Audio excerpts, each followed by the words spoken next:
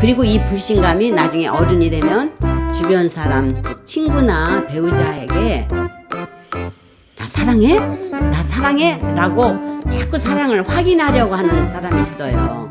불안함에 대해서 반응해주고 즐거운 감정을 경험을 했을 때 이 감정의 뇌가 튼튼하게 자란다는 거예요. 그래서 감정의 뇌가 형성이 돼야 우리 엄마들이 좋아하는 3층, 공부하는 뇌는 3층 뇌라는 거죠. 안녕하세요. 쑥쑥 박사 김진숙. 이성숙입니다. 오늘은 에릭슨의 심리사회적 발달 이론에 따라 각 단계별로 키워줘야 되는 심리사회성 발달에 대한 이야기를 해보도록 하겠습니다. 여러분은 혹시 1살 때 이야기가 기억이 나십니까? 네, 그걸 기억하는 사람은 아무도 없죠. 네. 우리 대부분은 1살이나 2살 때 이야기를 기억하지 못합니다. 그런데 이 시기의 경험은 우리 뇌 속에 저장되어서 우리가 세상을 살아가는데 아주 중요한 역할을 합니다. 네. 1살 된 아이들은 배가 고프거나 아프거나 기저귀가 젖었을 때 자기 스스로 할 수 있는 것이 아무것도 없어서 부모가 먹여줘야 되고 기저귀도 갈아줘야 되고 재워줘야 되고 모든 것을 다 해줘야 됩니다. 네. 이때 부모가 아이를 어떻게 대하는지에 따라 아이는 세상을 믿을 수 있는 것이라고 생각하거나 또는 믿을 수 없는 것이라고 생각하는지가 결정이 되지요. 놀라운 일이죠. 참 놀랍죠. 네, 네. 저는 아이를 젖을 먹일 때 아이가 땀을 뻘뻘 흘리면서 아우 젖을 그렇게 맛있게 먹더라고요. 그때 나도 모르게 아이고 배고팠구나 라고 말하면서 수건으로 아이 땀을 닦아주면서 또 아이가 너무 사랑스럽고 참 그렇게 젖을 맛있게 먹어주는 것이 참 고마웠어요. 네. 엄마들이 수유를 할 때 그 아이하고 하는 정서적인 교감이 대단한 것 같아요. 그렇죠. 네. 저희가 오늘은 이 1살 전에 이 쑥쑥이의 영상을 몇 개 준비를 했습니다. 네. 그래서 먼저 저희가 준비한 쑥쑥이의 영상을 한번 보도록 하겠습니다. 자, 쑥쑥이가 엄청 울고 있네요. 쑥쑥이는 왜 울고 있는 것 같나요? 자, 아마도 엄마는 이유식을 먹여야 하는 시간이라 열심히 이유식을 먹이고 있는데 쑥쑥이 눈은 졸음이 가득 찼어요. 그래서 이유식을 받아 먹으면서도 울고 있지요. 네. 이때 엄마는 어떻게 해야 될까요? 네. 너무 졸려. 너무 귀여워 죽겠어요. 보기만 해도. 울어도 귀엽죠? 네. 이때 아마 엄마는 아이고 졸리구나라고 하면서 이유식을 웬만큼 이제 중단하고 아이를 재워줘야 될 것 같아요. 네네. 아이고 졸리기는 하는데 입에 자꾸 먹을 건 들어오고 먹기도 해야 되고 졸리기도 하고 아주 힘들어 죽겠습니다. 네.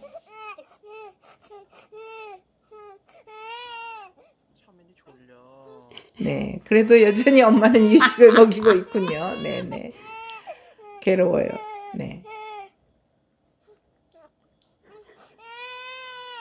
너무 졸려. 네. 너무 졸려요. 그래도 받아서 꼬박꼬박 먹는 거 보면 너무 심통하죠. 네네.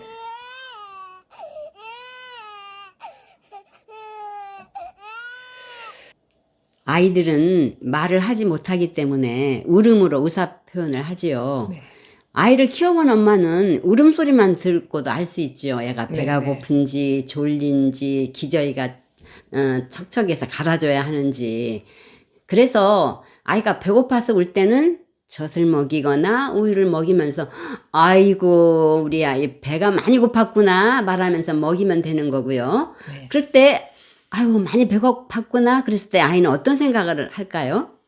아, 우리 엄마가 내가 배고픈지를 아시네. 그렇죠. 네, 그래서 네. 고맙고 네. 아 내가 엄마를 믿고 의지해도 되겠구나 하는 생각을 하면서 이때 엄마와 애착을 형성하지요. 네. 이렇게 해서 애착이 잘 형성된 아이는 어른이 되었을 때 건강한 대인관계를 유지하는 데 도움이 되지요. 그런데 이제 반대로 부모가 아이의 불편함에 대해 잘 대처하지 못하면 아이는 세상에 대해서 두려움과 불신감을 갖게 되죠. 예를 들어서 아이가 기저귀가 촉촉해서 우는데 어머니가 기저귀도 갈아주지도 않고 오히려 화를 내거나 무관심하게 반응하면 아이는 그렇죠. 나를 도와주는 사람이 아무도 없구나. 네. 생각하면서 네. 불신감, 두려움을 갖게 되지요. 아이가 이렇게 부모에 대해서 불신감을 갖게 되면 엄마와의 애착이 잘 형성되지 않지요. 네. 그리고 이 불신감이 나중에 어른이 되면 주변 사람, 즉 친구나 배우자에게 나 사랑해? 나 사랑해? 라고 자꾸 사랑을 확인하려고 하는 사람이 있어요. 이거 그러거나 또는 타인에게 집착하거나 나아가서 심하면 아내나 남편들이 의처증, 의부증의 증상으로 발전하는 경우도 있다고 해요. 그러니까 그때의 목마름이 어른이 되어서까지 계속 영향을 남아 있는 예, 거죠. 예, 예. 네네. 그러므로 아이가 어떤 부모를 만나 어떤 경험을 했는지, 즉 어렸을 때 그 초기 경험이 평생에 걸쳐서 아이의 대인관계에 지대한 영향을 미친다고 하지요. 네. 그 뇌과학자들에 의하면 우리의 뇌는 3층으로 되어 있는데 네. 저도 이걸 듣고 굉장히 아주 인상적이었어요. 예, 예. 그림에 보시는 것처럼 맨 아래가 1층이에요. 네. 1층은 생존의 뇌이고 2층은 감정의 뇌, 3층은 이성의 뇌 또는 지성의 뇌라고 하더라고요. 재미있어요. 네. 1층은 생존의 뇌이기 때문에 사람이 건강해야 모든 일이 그다음부터 시작되기 때문에 이건 기본적인 거죠. 네. 네. 근데 2층에 감정의 뇌라고 하는데 이 감정의 뇌가 잘 발달되어야 3층 지성의 뇌, 이성의 뇌도 발달한다는 거죠. 그러니까 2층에 감정의 뇌가 잘 발달하려면 이 12개월 전 이 아이들의 감정에 대해서 잘 반응을 해줘야 아까 저분은 이제 애들은 저분은 누군지 몰라도 믿을 만한 분이구나 그렇죠. 라는 생각을 하고 그런 즐거움과 불안함에 대해서 반응해주고 즐거운 감정을 경험을 했을 때 이 감정의 뇌가 튼튼하게 자란다는 거예요. 네. 그래서 감정의 뇌가 형성이 돼야 우리 엄마들이 좋아하는 3층 공부하는 뇌는 3층 뇌라는 그렇죠. 거죠. 이성의 뇌, 지성의 뇌인데 이 2층에서 감정이 튼튼하게 잘 받쳐줘야 3층 이성의 뇌가 잘 작동할 수 있다. 그러니까 이제 1살도 되기 전에 어떻게 보면 눈 깜짝할 새에 지나가는 이 시기에 이 감정 발달을 잘 이루어지도록 하는 것이 이 어른이 되어서도 생활하는데 많은 도움이 되고 이때 이게 잘 안 되면 많은 어려움을 겪는다 이런 거죠. 그래서 놀라운 일이네요. 이걸 이제 뇌과학자들이 이론적으로 증명을 하고 네, 있는 네. 거죠. 그리고 이제 또 이 그림은 그 차이나 뇌과학자가 보여드린 건데 그 보시는 것처럼 이제 출생에서부터 9개월, 2년, 1개월, 9개월, 2년까지의 그 뇌신경 회로가 발달하는 걸 보여주고 있는데 맨 오른쪽이 이제 2년째 된 아이의 뇌인데 다르네요. 많은 거미줄처럼 출생 때 되게 얽히설키 있던 것들이 2년 사이에 많은 뇌신경 회로가 형성이 된다는 거죠. 그러니까 이때 어떤 경험을 했는지 어떤 감정을 경험했는지에 따라서 이 신경 회로가 아주 잘 발달이 되어야 되기 때문에 이때 이 0세부터 1세 또는 0세부터 2세까지의 경험이 중요하다는 이야기들을 이 뇌과학자들이 하고 있습니다. 여러분이 네. 아마 이 영상은 저희가 자막을 띄워드릴 테니까 그 JTBC의 차이나는 클래스에서 확인하실 수 있습니다. 네네. 아이의 초기 경험이 중요하다는 사실에는 많은 학자들이 동의를 하고 또한 다양하게 증명되고 있습니다. 그 대표적인 예가 로렌츠의 그 새끼오리 그 실험인데 그 로렌츠가 발표한 오리의 각인 현상이었어요.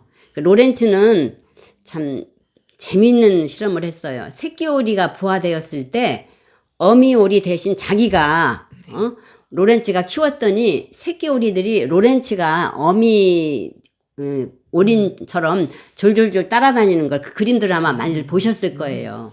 근데 이 거위와 같은 조류의 새끼들은 어미를 따라다니는 습성이 있어요. 네. 그런데 이제 부화된 후 처음 돌봐주는 대상을 어미 대신 따라다니는 것을 알게 되었는데 특별히 부화 후에 네. 13시간 내지 16시간이 가장 민감한 시기래요. 그때 이제 움직이는 걸 따라다니니까. 그때 본 사람. 그렇죠. 네. 우리가 생후 1년에 신뢰감을 형성하는 것이 중요한 것처럼 네. 이 조류, 그러니까 오리들도 뭐 병아리도 그렇고 한 생후 부화 후에 13시간, 16시니까 짧은 시간이죠. 그러니까 그때 본 움직이는 물체를 따라다니는데 이제 대부분은 어미오리라는 예, 거죠. 어미오리라고 생각하죠. 예. 그러나 이 특정 시기를 지나면 누군가 보살펴 주어도 그 대상을 따라다니지 않아요. 네, 네. 그래서 되게 중요한 포인트인 것 같아요. 예, 결정적 시기라는 말이 여기서 네, 나오는 네, 거죠. 네. 그러므로 사람도 어떤 행동을 습득하는 민감한 시기가 있다고 보았고 이와 같이 태어나서 일정 시간 내에서만 반응하는 민감한 시기를 결정적 시기라고 했어요. 네. 그래서 특히 우리 아이들이 생후 1년까지가 사람에 대한 신뢰감을 형성하는 결정적 시기라는 거죠. 네. 그리고 이 시기에 얻어진 신뢰감이 한평생 네. 지속된다는 것은 우리가 초기 경험의 중요성을 입증하는 셈이죠. 네. 자, 그럼 이제 아이가 어떻게 해야 엄마에 대한 신뢰감을 가질 수 있는지 선생님께서 좀 자세히 설명을 해주세요. 네, 세 가지만 설명하겠습니다. 첫째는 부모가 일관성을 가져야 합니다. 배가 고파서 울면 항상 젖을 주어야 하는 것이죠. 네.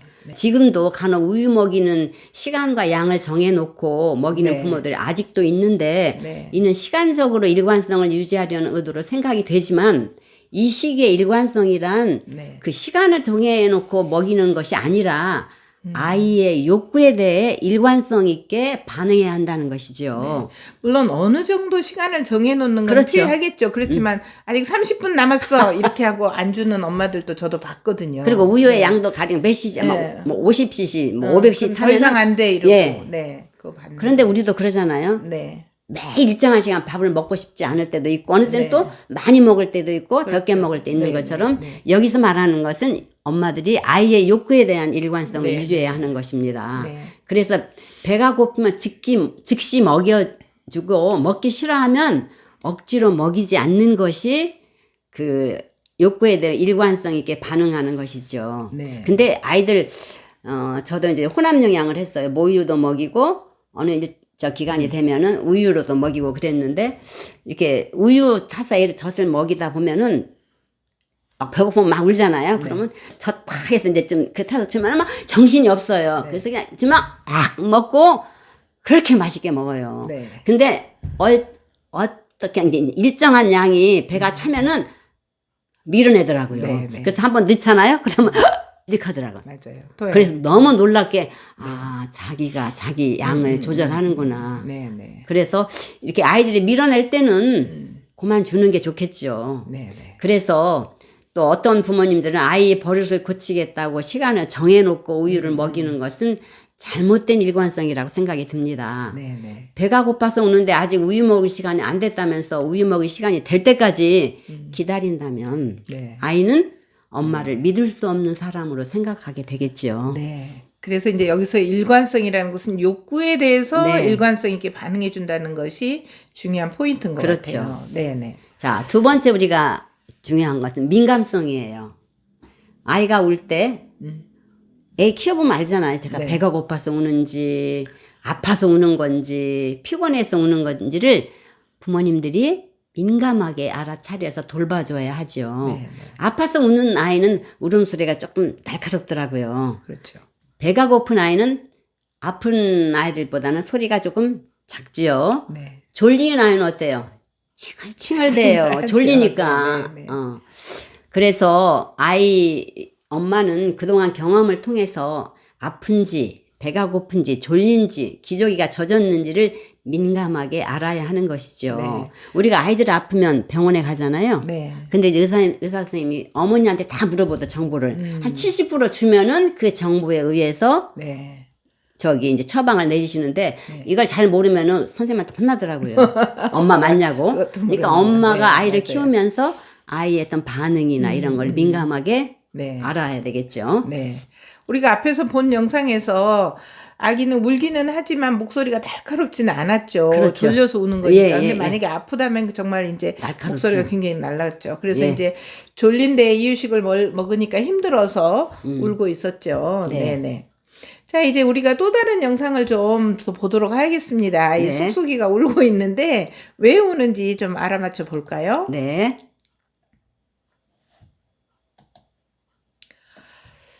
네, 이제 아마 아빠하고 놀고 있는 상황이고, 네, 뭔가 생각이 났어요. 이 설명에 의하면 이 엄마가 이날 외출했다고 해요. 그래서 이제 한동안 돼도 해가 어둑어둑해져도 이제 안 되니까 시간이 굉장히 많이 흘러도 엄마가 안 오니까 애가 이제 엄마를 찾으면서 울고 있는 거예요. 그래서 지금 엄마 아빠가 그리워. 네, 보살피고 있는데 이제 이때 아빠가 쑥쑥이한테 민감하게 반응한다면 뭐라 해야 되겠어요. 아이고 엄마 보고 싶구나. 엄마가 안 오네. 빨리 와야 되는데. 엄마 빨리 와야 되는데. 엄마 빨리 오세요. 이렇게 이제 말을 해주면 네. 그게 이제 그렇죠. 그 아이의 감정에 민감하게 반응하는 거죠. 그래서 아이들은 말을 못 알아들어도 엄마가 말하는 톤이나 그런 목소리, 그 다음에 표정, 분위기 이런 거에 의해서 우리 아빠가 내 마음을 알아주고 있구나. 그렇죠. 그러니까 내가 저 아빠를 믿어도 되겠구나라는 그런 신뢰감이 생긴다는 거죠. 뭐 왜 울어? 뭐 엄마 없으면 아빠 있잖아. 뚝! 뭐 이렇게 하면은 아빠 있다고 내가 저 아빠 믿어도 돼? 막 이렇게 되겠죠. 그래서 네, 이렇게 네. 이제 아이들이 울 때 그 아이의 감정에 대해서 반응해 주는 거 이런 것들이 이제 민감성이라고 하겠죠. 네. 네. 자, 셋째는 이제 반응성입니다. 즉 엄마가 아이랑 놀면서 상호작용하면서 아이의 행동에 대해 반응을 해주는 것이죠. 예를 들어 12개월 전에 아이들은 혼자서 뒤집고 앉고 기어다니고 일어서는 걸 배우는 시기죠. 네. 아이가 뒤집으려 애를 쓸 때 같이 응원하면서 아이의 노력에 반응해 주는 것이죠. 아이고 조금만 더 옳지 네. 하면서 박수도 치고 네. 뒤집어졌을 때 네. 아이고 장하다 장해 잘했어 어머 뒤집었네 하면서 아이가 스스로 커나가는 과정을 엄마가 함께 하는 것이죠. 네. 아이 키우면서 가장 처음 놀랬을 때가 이 뒤집을 때 얼마나 애가 애를 씁니까? 용을 뒤집고 나서 쓰죠. 이제 팔이 하나 안 빠지니까 끙끙대고 울어요. 그래서 팔을 맞아요. 빼고 다시 놓으면은 또 금방 뒤집는데 맞아요. 그게 참 신기하더라고요. 맞아요. 대단한 거죠. 그렇죠. 네. 아이의 노력에 대해서 이렇게 부모가 칭찬하고 격려해주면서 아이의 행동에 대해 이렇게 반응해주면서 엄마와 아이가 행복한 시간을 많이 가지는 것이죠. 네. 이때 엄마가 기분 좋을 때만 반응하고 엄마가 기분이 안 좋을 때는 무시하거나 반응하지 네. 않으면 네. 아이는 엄마의 눈치를 보면서 불안해하면서 엄마를 온전히 믿지 않게 되는 것이죠. 네. 우리가 이제 엄마와 아이가 반응하는 그런 감정에 대해서 반응하는 영상을 또 준비를 해봤어요. 이 쑥쑥이 엄마 아빠는 생후 1년까지 둘이 엄마 아빠가 동시에 육아휴직을 해서 생후 1년까지를 엄마 아빠가 둘이 보살핀 걸로 알고 있습니다. 그래서 대단하시네. 아빠도 계속 등장하고 요즘 젊은 엄마들이요 아이를 잘 키우기 위해서 대단하다는 걸 알 수 있어요. 네. 그래. 자, 그래서 이제 그 쑥쑥이가 뭐 이유식을 먹는데 옆에서 이제 아빠가 뭐라고 하면 웃어요. 그러니까 이제 아빠가 자꾸 큐를 주는 거죠. 뭐 누구야 이렇게 부르는 것 같아요. 그런데 이제 그 놀이에 익숙했던 아이가 아빠가 자기를 불러주면 기분이 아주 좋습니다. 그래서 우리도 이걸 보면 정말 엔돌핀이죠. 그래서 기분이 너무 좋고 이렇게 자기를 즐겁게 해주려고 노력하는 아빠가 얼마나 좋겠어요. 그렇죠? 그래서 아빠의 사랑도 듬뿍 느끼면서 아빠에 대한 신뢰감이 저절로 생기겠죠. 여러분들도 모두 이렇게 하시겠죠. 그런데 이제 기분이 좋을 때는 이렇게 하고 기분이 안 좋을 때는 반응을 하지 않는다면 무표정하거나 화난 얼굴로 대한다면 아까 말씀하신 것처럼 아이는 불안하고 두려움을 느끼면서 그렇죠. 마음에 들었다 안 들었다 하는 거죠, 아빠가. 그래서 항상 이렇게 즐겁게 반응해주고 일관성 있게 반응해주는 것이 중요합니다. 너무 좋아 죽겠습니다. 예, 지금. 먹으면서 웃으면 아이고 또 흘러나오고 네 그래서 또 다시 떠먹여주고 즐겁게 해주고 앞에서는 엄마가 이유식 주고 안고 있고 또 예. 아빠는 자기를 기분 좋게 해주고 예, 그런 장면. 아주 좋습니다. 네, 또 다른 장면입니다.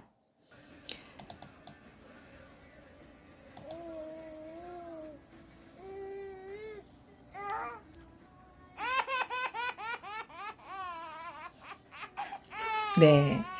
아빠가 자기 이름을 부르면 이렇게 즐겁게 웃는 것 같아요. 그래서 아까처럼 자기 이름만 불러줘도 아빠가 자기랑 같이 놀이하자는 뜻으로 장난치거나 놀이하는 걸로 이해하고 너무 쾌활하게 웃죠. 기분이 너무 좋습니다.